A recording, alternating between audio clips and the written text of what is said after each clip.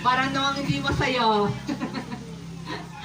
Ayan po. At busy-busy po sila sa pag-picture. Pero gawin muna natin ay ipanalangin muna natin ang birthday celebrant. Ano po? At meron bang cake? Meron cake? O sige.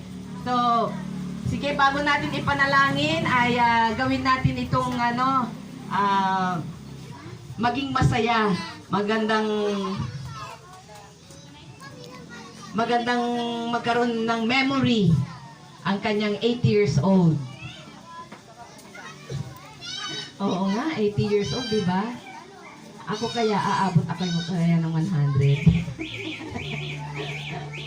Ayan, sandali lang at mayroon silang mga inaayos doon. Pero iwan nyo na muna sindihan siguro dahil ano muna.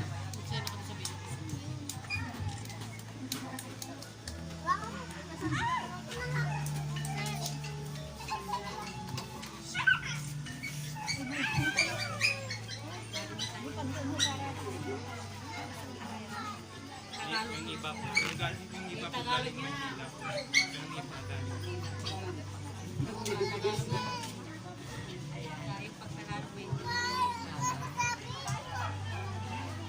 Sige po, bago natin ipanalangin si Kuya Jo, ay mayroon po muna akong gustong sabihin sa inyo dahil siya po ay 80 years old na.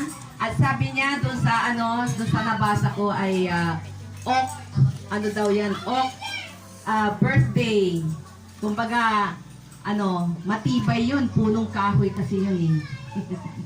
So, si Kuya Jo ay isang matibay na tao.